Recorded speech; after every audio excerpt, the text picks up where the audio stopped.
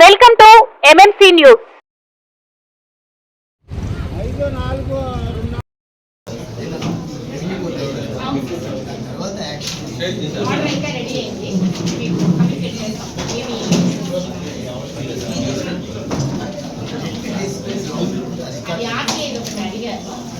Information ఏదో అది హైకోర్టులో జరుగుతుంది కాబట్టి మీకు ఒక ఒపీనియన్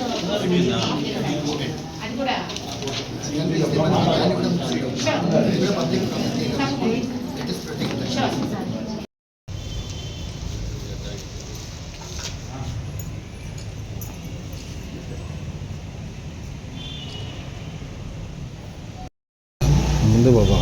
గత 3 మాసాలుగా ప్రభుత్వ ఆస్తుల పరిరక్షణ కమిటీగా ఏర్పడి కొంత ప్రయత్నం చేస్తూ వచ్చాం.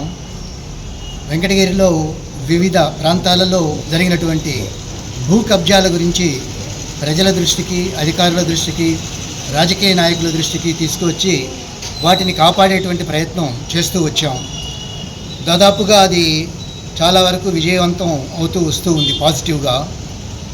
అందులో మొదటిది కాలేజీ విశ్వోదయ కళాశాలకు పక్కగానే ఉన్నటువంటి సమితి స్థలం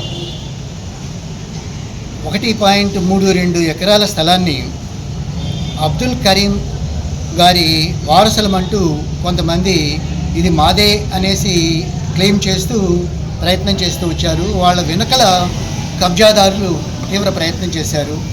దానికి సంబంధించినటువంటి విషయాలన్నీ కూడా మేము వెలుగులోకి తేవడం జరిగింది. వాస్తవంగా అది 1965లోనే అబ్దుల్ కరీం గారి దగ్గర నుండి ఆ రోజు బీడీఓగా ఉన్నటువంటి సమితి డెవలప్మెంట్ ఆఫీసర్గా ఉన్నటువంటి వాళ్ళు కొనుగోలు చేసినట్టుగా డాక్యుమెంట్ ఉంది పక్కాగా. అది డాక్యుమెంట్ తీసి రెవెన్యూ అధికారులకు కూడా ఇవ్వడం జరిగింది. ఇక్కడ ఓ రకమైనటువంటి తమాషా ఏంటంటే ప్రభుత్వ ఆస్తులకు సంబంధించి, ప్రభుత్వ భూములకు సంబంధించినటువంటి రికార్డ్ అంతా కూడా ప్రభుత్వం దగ్గర ఉండాలి.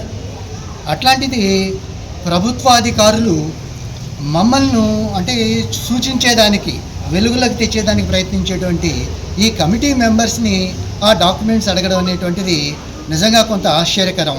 అయినా కూడా మేము అన్ని విధాలుగా ప్రయత్నం చేసి ఆ డాక్యుమెంట్ తీసి రెవెన్యూ అధికారులకి చేర్చడం జరిగింది. ఇందులో ఎండిఓ గారు, ఎండిఓ ఆఫీస్ వాళ్ళు కూడా ప్రయత్నం చేసి వాళ్ళ ద్వారానే అఫీషియల్గానే ఎంఆర్ఓ గారికి చేర్చడం జరిగింది.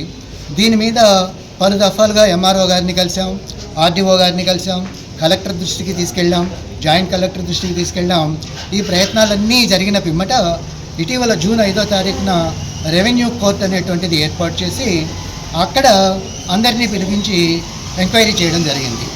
ఎవరైతే ఆ భూమిని క్లెయిమ్ చేస్తున్నారో వాళ్ళ వారసులు అని చెప్పుకుంటున్నటువంటి వాళ్ళ తరఫున వ్యక్తి వచ్చాడు. మా పరిరక్షణ కమిటీ సభ్యుల తరఫున 4 మెంబర్స్ వెళ్ళారు. ఎండిఓ ఆఫీస్ తరఫున 2 ఎండిఓ ప్లస్ ఏఓ కూడా వచ్చి అక్కడ ఎంక్వైరీ చేయడం జరిగింది. అది ఆ ఎంక్వైరీలో ఈ డాక్యుమెంట్స్ని, ఇక్కడ ఉన్నటువంటి ఎవిడెన్సెస్ అన్నీ కూడా ఇవ్వడం జరిగింది ఎంఆర్ఓ గారికి. ఎవరైతే వారసులమని చెప్పుకుంటున్నారో వారిని ఎంక్వైరీ చేసినప్పుడు వారు అనుభవంలో లేరని, వాళ్ళ దగ్గర డాక్యుమెంట్స్ ఏమీ లేవని చెప్పడం జరిగింది. సో ఈ ఎంక్వైరీ జరిగిన తర్వాత దాని మీద ఎంఆర్ఓ గారు యాక్షన్ తీసుకుంటామని ఆర్డీఓ గారికి తెలియజేస్తామనేసి చెప్పడం జరిగింది. ఇప్పుడే ఎంఆర్ఓ గారిని కూడా కలవడం జరిగింది. ఆమె ఆర్డర్ అయింది, మీకు కమ్యూనికేట్ చేద్దాము అనేసి చెప్పడం జరిగింది. పోతే జెడ్పీ హై స్కూల్ గ్రౌండ్కి సంబంధించి కొంత కబ్జా అయితే జరిగింది. దాన్ని చాలామంది, ఒక 5 మంది వ్యక్తులు తమ సొంతం చేసుకోవాలనేటువంటి ప్రయత్నం చేస్తూ ఉన్నారు. దాని మీద కూడా పోరాటం సాగించాలనేటువంటి నిర్ణయం తీసుకోవడం జరిగింది. దానికి సంబంధించినటువంటి రికార్డ్స్ అన్నీ కూడా సేకరించేటువంటి ప్రయత్నం చేస్తూ ఉన్నాం.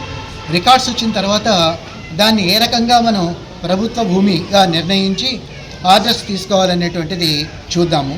ఈ ప్రయత్నంలో భాగంగా మేము దశల వారీగా కార్యక్రమాన్ని ఏం చేయాలనేటువంటిది నిర్ణయించుకొని ఆ రకంగా ప్రయత్నం చేయడానికి ప్రయత్నం చేద్దాం. మేము ఈ వారం చివరిలో వెంకటగిరి పుర ప్రజలకందరికీ కూడా ఇటీవల జరిగినటువంటి ప్రయత్నాలన్నీ కూడా మీడియా మిత్రులు చాలా సహకరించి ప్రజల దృష్టికి తీసుకురావడం, అధికారుల దృష్టికి తీసుకురావడం జరిగింది. మేము కూడా మా వంతు కృషిగా ప్రజలందరికీ కూడా కరపత్రాల ద్వారా తెలియజేసి సంతకాల సేకరణ అనేటువంటి ఉద్యమాన్ని చేపట్టదలిచాం.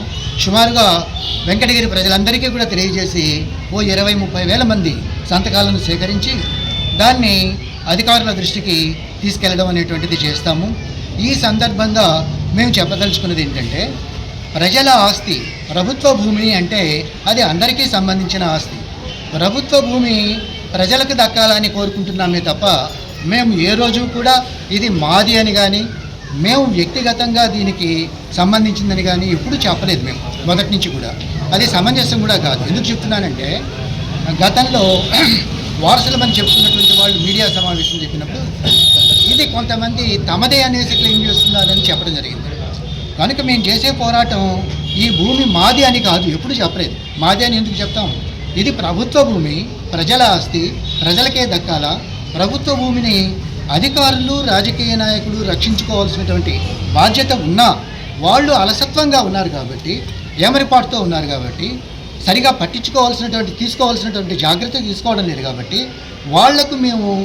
వాళ్లకు దృష్టికి తీసుకొని వచ్చి వాళ్ళు ఏం చేయాలనో వాళ్ళ కర్తవ్యాన్ని వాళ్ళకి గుర్తు చేసేటువంటి ప్రయత్నం చేశాము, ఇంకా చేస్తాము. వెంకటగిరిలో ఉన్నటువంటి కబ్జాలన్నింటినీ కూడా వెలికితీసి అది ప్రభుత్వ పరం చేసి ప్రజలకు ఉపయోగపడేలా దాన్ని చేసేటువంటి ప్రయత్నాన్ని మేము చేస్తాము. ఈ ప్రయత్నంలో ఎలాంటి అడ్డంకులు వచ్చినా కూడా మేము సహించబోము. ఇందుకు మీడియా మిత్రులు, పౌరులు సహకరిస్తారనేసి ఆశిస్తూ ముగిస్తుంది.